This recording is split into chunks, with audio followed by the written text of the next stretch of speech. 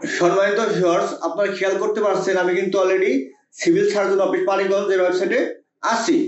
অর্থাৎ Manikganj civil surgeon অফিসে পুনঃ নিয়োগ বিজ্ঞপ্তি প্রকাশিত হয়েছে। অর্থাৎ পুনঃ বলতে বোঝানো হয়েছে এখন আমি যে সার্কুলারটি নিয়ে আপনাদের সাথে আলোচনা করব সেই সার্কুলারটি ইতিপূর্বেও প্রকাশিত হয়েছিল কিন্তু পরীক্ষা হয়নি। উক্ত সার্কুলারটি আবারও প্রকাশ করা হয়েছে এবং আবেদন করার সুযোগ দেওয়া হয়েছে। কিন্তু যারা ইতিপূর্বে আবেদন করেছেন এই সার্কুলারে তাদের আবেদন করার প্রয়োজন নাই। শুধু যারা আবেদন করেননি তারা এখানে আবেদন করতে পারবেন। এবং আবেদন করার যে লিঙ্কটি সেটা বলে দিচ্ছি আপনাদের, cs.manikganj.teletalk.com.bd ওয়েবসাইটে ঢুকে আপনারা আবেদন করবেন। আপনার হাতে মোবাইল বা কম্পিউটার দিয়ে যে কোনো একটি ব্রাউজার ওপেন করে অ্যাড্রেস বারে সার্চ করে এখানে আপনি আসতে পারবেন। আমি এখন আবেদন প্রসেসে যাচ্ছি না, আমি এই সার্কুলারের মূল যে তথ্যটি বা মূল যে পদটি সেই বিষয়টি নিয়ে আমি আলোচনা করব এই ভিডিওতে। এই সার্কুলার সবচেয়ে গুরুত্বপূর্ণ পদ হচ্ছে স্বাস্থ্য সহকারী। অর্থাৎ এই স্বাস্থ্য সহকারী পদে লোক নেওয়া হবে 47 জন। অন্য পদগুলো নিয়ে আলোচনা করব না, আমি আপনাদের শুধু গুরুত্বপূর্ণ যে পদটি আছে সার্কুলারের সেটি নিয়ে আলোচনা করব এবং শূন্য আসনের তালিকা নিয়ে সবকিছু ডিটেলস বলতে যাই ভিডিওটি লং হয়ে যাবে, তখন কিন্তু আপনারা বিরক্ত হবেন। এই জন্য আমি কিছু বিষয় স্কিপ করে যাচ্ছি। আমি শুধু মূল তথ্যটা আপনাদের সামনে এখানে উপস্থাপন করব। স্বাস্থ্য সহকারী পদে কোন উপজেলায়, কোন ইউনিয়নে, কোন ওয়ার্ডে কতজন লোক নিয়োগ দেওয়া হবে বা নেওয়া হবে এবং শূন্য আসনের তালিকাটি আমি আপনাদের সামনে উপস্থাপন করব। শুধু এটুকু বলে যাচ্ছি, স্বাস্থ্য সহকারী পদে যে যোগ্যতা আপনার প্রয়োজন হবে সেটা হচ্ছে কোন শিক্ষিত বোর্ড হতে উচ্চ মাধ্যমিক সার্টিফিকেট বা সমমানের পরীক্ষায় উত্তীর্ণ হতে হবে। এটুকু হলে কিন্তু আপনি আবেদন করতে পারবেন। এবং আমি আপনাদের সাথে আরো একটু জিনিস শেয়ার করে যাচ্ছি, আবেদনের যে শেষ তারিখটা কবে, আপনারা যে আবেদনটা করবেন সেই শেষ তারিখটি কবে আমি আপনাদের সাথে আলোচনা করে যাচ্ছি এবং বলে যাচ্ছি, দেখিয়ে যাচ্ছি, খেয়াল করেন। আবেদনের শেষ তারিখ হচ্ছে 24/3/2025 বিকাল 5 ঘটিকা পর্যন্ত আপনি আবেদন করতে পারবেন। অর্থাৎ সিভিল সার্জনের যে নিয়োগটি, এই নিয়োগ সার্কুলারে আপনি 24/3/2025 বিকাল 5 ঘটিকা পর্যন্ত আবেদন করতে পারবেন। সময় অতিক্রম করলে কিন্তু আপনার আবেদন করার সুযোগ পাবেন না। এখন আমি সরাসরি চলে যাচ্ছি শূন্য আসনের তালিকা। মানিকগঞ্জ জেলার কোন উপজেলায় কতজন লোক নিবে, কোন ইউনিয়নের কোন ওয়ার্ড থেকে সে বিষয়ে আলোচনা করব। এখন চলুন দেখে আসি।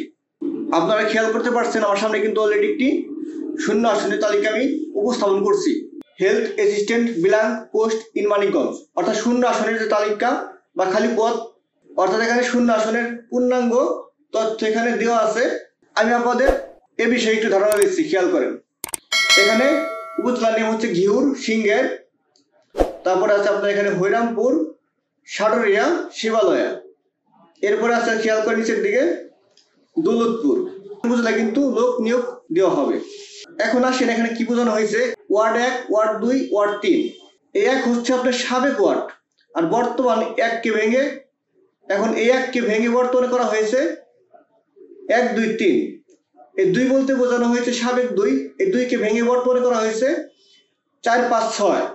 এই 3 বলতে বোঝানো হয়েছে সাবেক 3, এটাকে ভেঙে বর্তমান করা হয়েছে 7, 8, 9। অর্থাৎ এখন বর্তমানে একটি ইউনিয়নে 9টা ওয়ার্ড থাকে, এই 3টাকে 9টা ওয়ার্ডে ভাগ করা হয়েছে। যদি আপনারা আমার কথা না বুঝতে পারেন অবশ্যই কমেন্টস বক্সে প্রশ্ন করবেন, আমি আপনাদের যথাসময়ে সঠিক উত্তর দেওয়ার চেষ্টা করব। এখন আপনারা খেয়াল করেন প্রত্যেকটা উপজেলার যে ইউনিয়নগুলোতে লোক নিয়োগ দেওয়া হবে সেটা কিন্তু এখানে লেখা আছে, পাশে শূন্য আসনগুলো লেখা আছে। আমি সবগুলো উপজেলা নিয়ে প্রত্যেকটা ইউনিয়ন নিয়ে আলোচনা করতে গেলে অনেক বড় একটি ভিডিও হয়ে যাবে, যেটা আপনারা দেখতে বিরক্ত হবেন। আমি শুধু আপনাদের সামনে তথ্যটি উপস্থাপন করে যাচ্ছি।